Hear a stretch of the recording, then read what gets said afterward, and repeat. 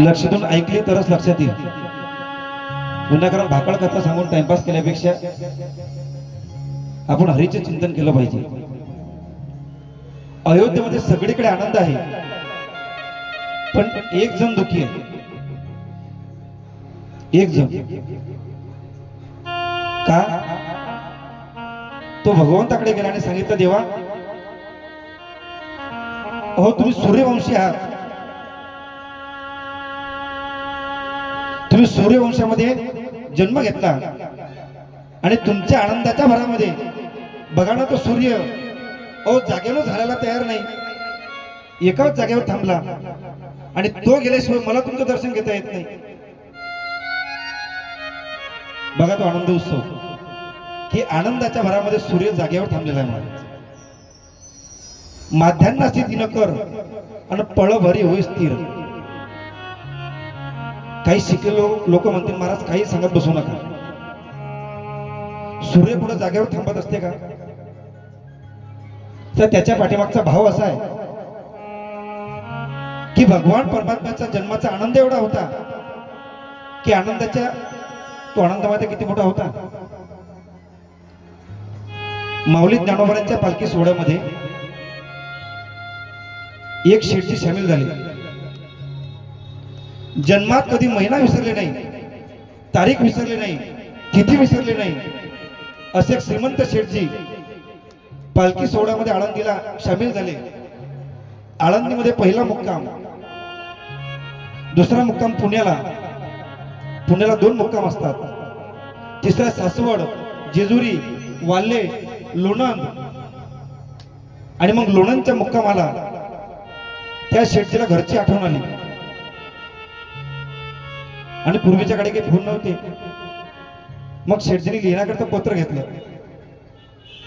पण मग त्या पत्रावर तारीख लिहायला लागते ना की कोणत्या तारखेचं पत्र आहे. व जन्मात कधी तारीख विसरणारा शेठजी, तिथी न विसरणारा शेठजी आज शेजारच्या वारकऱ्याला विचारतो, वारकरी बाबा आजची तारीख काय हो?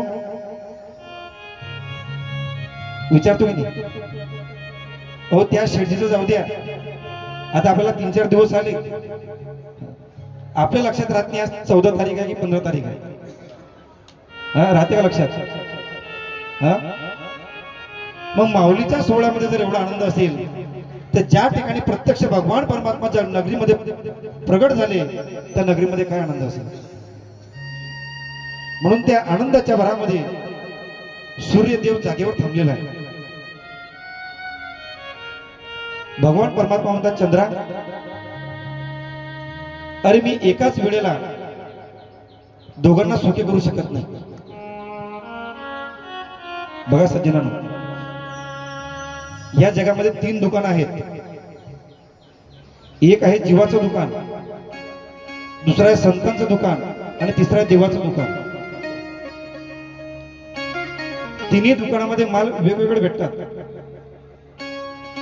केवळ दुःख मिळतं ते तुमचं आमचं जीवाचं दुकान. केवळ दुःख कोणाकडे पहा का काय झालं, काय खरं नाही म्हणे महाराज. जो देखे सो दुखिया बाबा, सुखिया कोई नहीं. राजा दुखिया, प्रजा दुखिया, दुखिया धन वैरागी. अरे दुख के कारण सुख देवने उदरी माया त्यागी. केवळ दुःख मिळतं ते जीवाचं दुकान. संतांचं दुकान, संतांच्या दुकानात फक्त सुखच मिळते महाराज. कुणी जा सुखाचे व्यवहारी, सुख लाभ झाला आणि आनंद कोंदळा मागे. ये मराठ्याची नगरी माऊली ज्ञानोबा आहे. ब्रह्मविद्येचा सुकाळू करी, घेणे देणे सुखची वरी हो दे या जगात. माऊली ज्ञानोबा घेतात सुख आणि देतात सुद्धा सुख. हे संतांचं दुकान. पण सज्जनांनो, तिसरं दुकान भगवान परमात्माचं असं आहे की त्या दुकानामध्ये सुखही मिळते आणि दुःखही मिळते, दोन्ही मिळतात. काय झालं,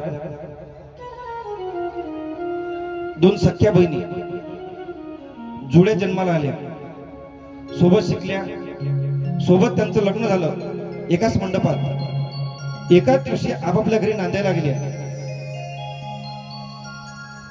आणि मग अधिक महिना आला म्हणून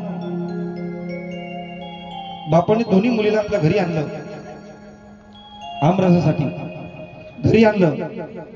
आणल्यानंतर त्या मुलीला विचारपूस विचारली.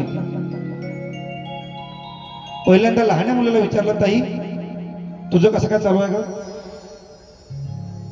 तिने सांगितलं म्हणे, बाबा आम्ही काय शेतकरी आहे म्हणे, तुम्हाला तर माहिती आहे. मग काय नाही हो म्हणे बाबा, माझ्या मालकाकडे यावर्षी पेरणीसाठी पैसे नसल्यामुळे गावातल्या एका श्रीमंत माणसाकडून 10% व्याजानं माझ्या मालकानं कर्ज काढलं.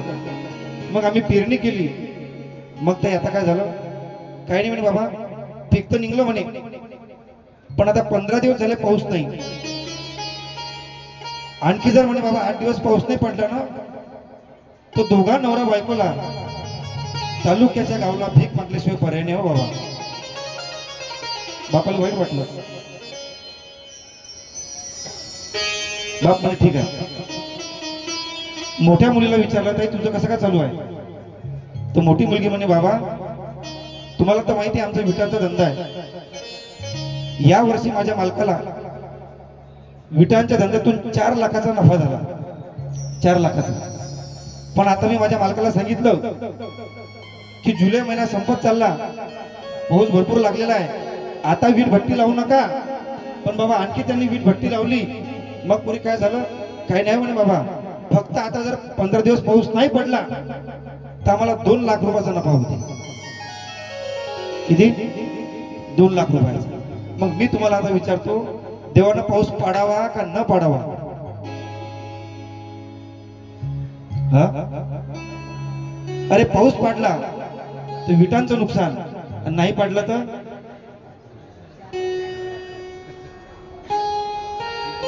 हा देवाचा दरबार. देवाच्या दरबारामध्ये कोणीच सुखी नाही महाराज. काही लोक म्हणतात का महाराज पंढरपूर आहे, मग घाटावरील भिकारी लोक कशासाठी? हा देवाचा दरबार आहे. देवाच्या दरबारामध्ये आनंदीही लोक असतात आणि दुःखी लोक असतात. कारण त्या दुकानामध्ये सुखही आहे आणि दुःखही आहे. अरे कोरोनाची साथ आली, लाकडं भेटत नव्हते एका गावामध्ये. मग एका माणसाने काय केलं, त्याचं होतं लाकडाचं दुकान. सगळं गाव दुखी आहे, पण गावामध्ये तो एक माणूस सुखी आहे. का? कारण ओलं जायचं माणसं 25 आणि 30 रुपये किलोने विकत घेत होते, माणसाला जाळत होते. म्हणजे गाव दुखी पण तो माणूस सुखी. हा देवाचा दरबार. 4 बाळांचा जन्म झालेला आहे. आनंदोत्सव पार पडला आणि मग ठरलं महाराज नामकरण सोहळा करायचं. कौशल्या मातेच्या मांडीवर एक बाळ आहे. त्या बाळाचं नाव वशिष्ठ महाराज म्हणतात, राजा अरे हा जो बाळ आहे ना, हा बाळ जगाला आराम देणार आहे, म्हणून मी याचं नाव ठेवतो श्रीराम. हो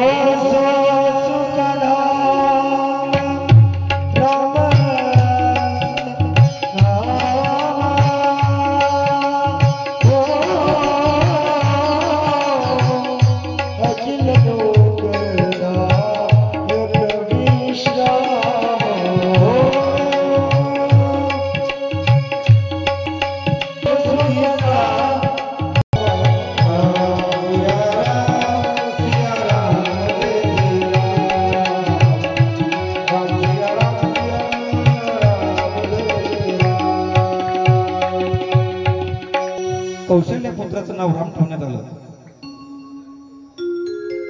सुमित्रा पुत्राचं नाव लक्ष्मण ठेवलं. कैकेयीच्या मांडीवर 2 मुलं होती. एकाचं नाव भरत आणि दुसऱ्याचं शत्रुघ्न. आता हे मुलं महाराज मोठे होत गेले. यज्ञोपवीत संस्कार झाले, रांगायला लागले आणि रांगता रांगता भीतीचा आधार घेऊन उभं राहायला लागले. त्यावेळेस मोठमोठे साधू संत तपस्वी अयोध्येकडे यायला लागले. भिकाऱ्याचं रूप धारण करून अयोध्येकडे यायला लागले. यशोदा माईच्या दरबारामध्ये यावं, मा भिक्षान देई. यशोदा मैयाने त्यांना भिक्षा वाढावी, तरी सुद्धा ते साधू महंत जात नव्हते आणि यशोदा मैयाच्या आतमध्ये काहीतरी पाहत होते.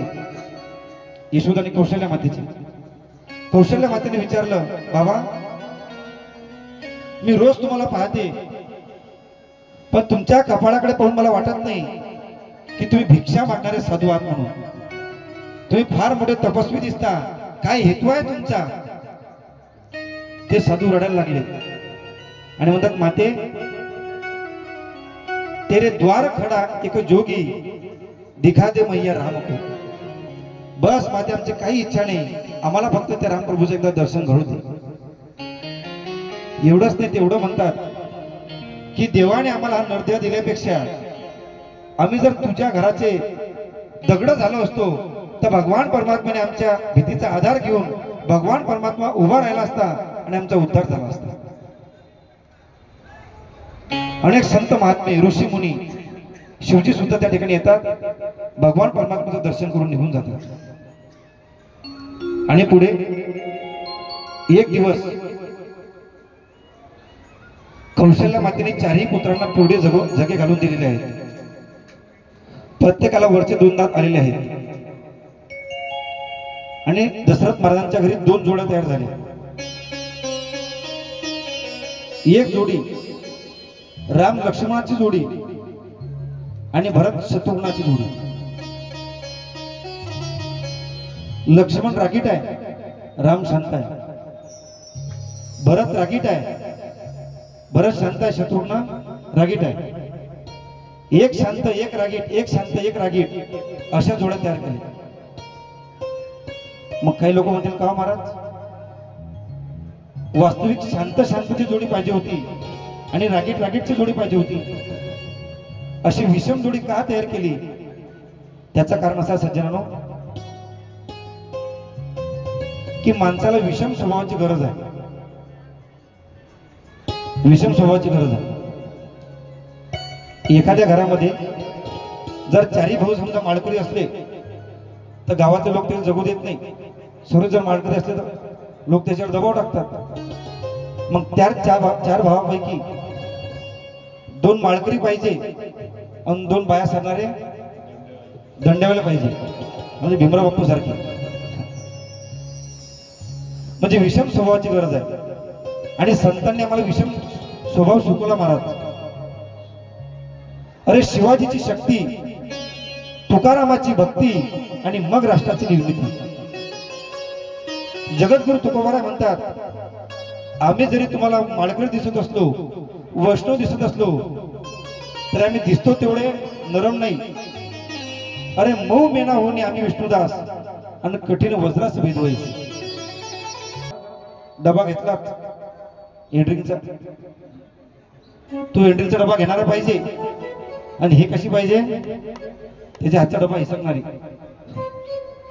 मग ते कुटुंब आयुष्यभर टिकते. आज समजा दोन्ही जर रागीट असते तर मग नाही महाराज, मग दोघे टिकत नाही. म्हणून साधू संतांनी आम्हाला विषमता शिकवली. हा शास्त्राचा नियम दशरथ महाराजांना माहिती होता, म्हणून लहानपणापासून 2 जोड्या तयार केल्या, राम लक्ष्मणाची आणि भरत शत्रुघ्नाची. वशिष्ठ महाराजांकडे शिकायला जातात आणि लहानपणीच अल्पकाल विद्या सबपाई. हो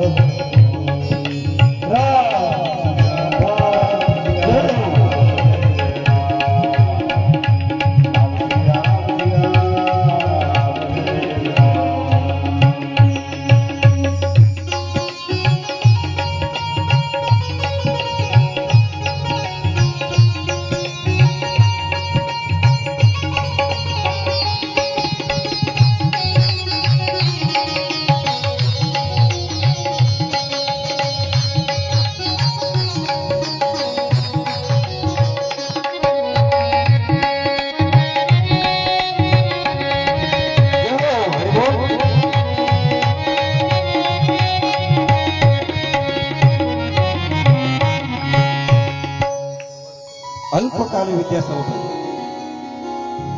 भगवान परमात्मा विश्वामित्रजींनी यज्ञ करण्याचा प्रयास केला पण सुभव आणि मारीच दोन राक्षस त्यांचा यज्ञ सफल होऊ देत नव्हते. ज्यावेळेस यज्ञ सुरू झाला त्यावेळेस ते आकाश मार्गाने येऊन अमंगल द्रव्य यज्ञामध्ये टाकून यज्ञाचा विध्वंस करत होते. विश्वामित्रजींना माहिती पडलं की दशरथ महाराजांच्या घरामध्ये भगवान परमात्म्याने अवतार घेतलेला आहे. निघाले विश्वामित्र अयोध्येकडे. जात असताना रस्त्यामध्ये शरयू माता लागली. शरयू मध्ये स्नान केलं. आता काही लोक म्हणतील हा बाबा बिना आंघोळीचा निघाला असेल, पण तसं नाही महाराज. अरे भारताचा ऋषी आहे आणि तीर्थ दिसल्यानंतर स्नान करणार नाही मग काय नवं. शरयू मध्ये स्नान केलं. एका सेवकाने पाहिलं आणि पळत गेला. सांगितलं महाराज जी की जय हो. क्या हुआ महाराज. प्रतिसृष्टी निर्माता महान तपस्वी महाज्ञानी विश्वामित्र जी अयोध्या की ओर पधार रहे हैं.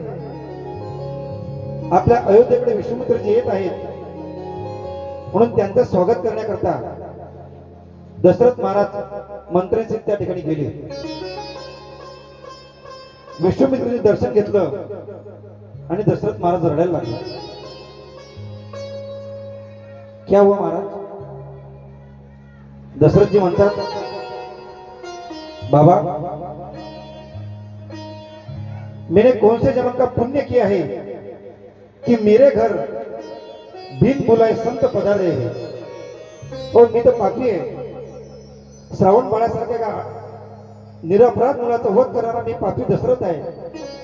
पण मला आज कळालं की माझ्या पूर्वजांनी नक्कीच फार मोठं पुण्य केलेलं आहे की न बोलवता तुमच्यासारखे संत महात्मे माझ्या घरी आले.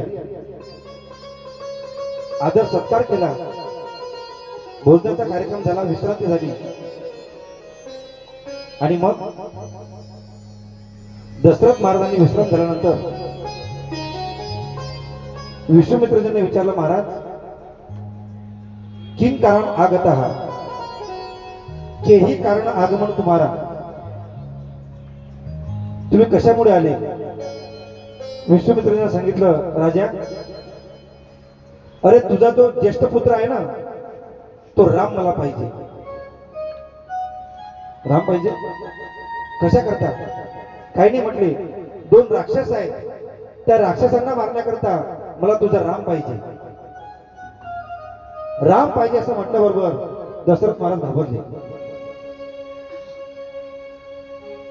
आणि म्हणतात महाराज अहो काही विचार करून तर मागा.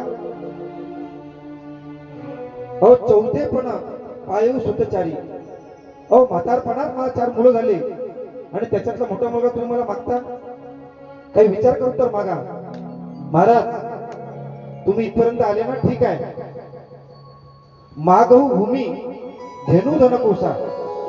तुम्हाला भूमी लागत असेल मी तुम्हाला भूमी द्यायला तयार आहे. धेनू म्हणजे गाई द्यायला तयार आहे.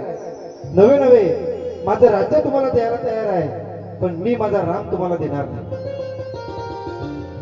नाही देणार नाही महाराज. क्रोधायमान झाले विश्वामित्र. आपला खडावा पायात घातल्या. कमंडलू उचलला. निघाले. तार तार तार तार तार खाली गेले. वशिष्ठ महाराजांनी सांगितलं राजा अरे तू काय केलंय. अरे तुला माहिती नाही तो बाबा फार रागीट आहे. तू जर त्याला राम दिला नाही ना तर तो त्याचा राग माझ्यावर काढेल. एक काम कर तो एकटा राम मागतो ना एकट्या रामासोबत लक्ष्मण सुद्धा पाठवून दे. आणि मग पळत गेले आणि विश्वामित्रजींचे पाय पकडले. महाराज एकटा राम नेऊ नका. रामासोबत माझ्या लक्ष्मणाला सुद्धा घेऊन जा. सियावर रामचंद्र भगवान की. आणि मग आता ठरलं की राम प्रभू आणि लक्ष्मण विश्वामित्र महाराजांच्या सोबत जाणार आहेत. सर्व अयोध्या रडायला लागली. कैकेयी माता रडते, सुमित्रा माता रडते, पण कौशल्या माता रडत नाही. का?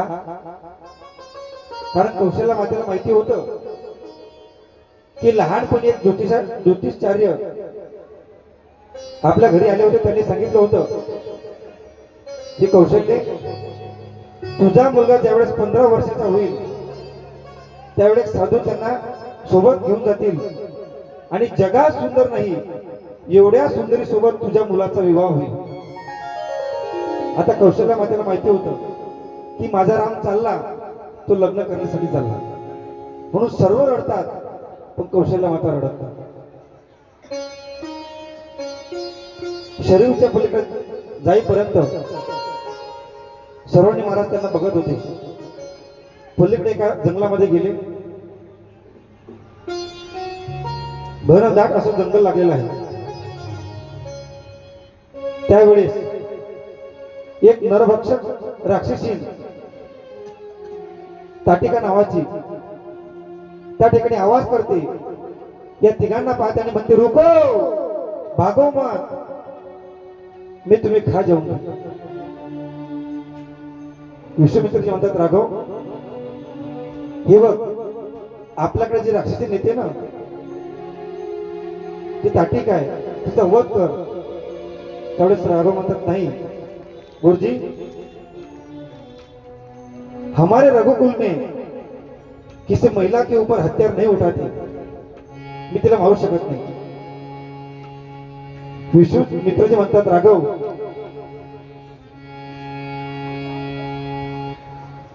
दशरथ महाराज तुझा हात माझ्या हातामध्ये त्यांना काय म्हटले होते की जा, आजपासून तुझे वडील विश्वामित्रजी आहेत. हो महाराज, असं म्हटले होते ना. मग तुझ्या वडील या नात्याने मी तुला आज्ञा करतो की त्या राक्षसीचा वध कर.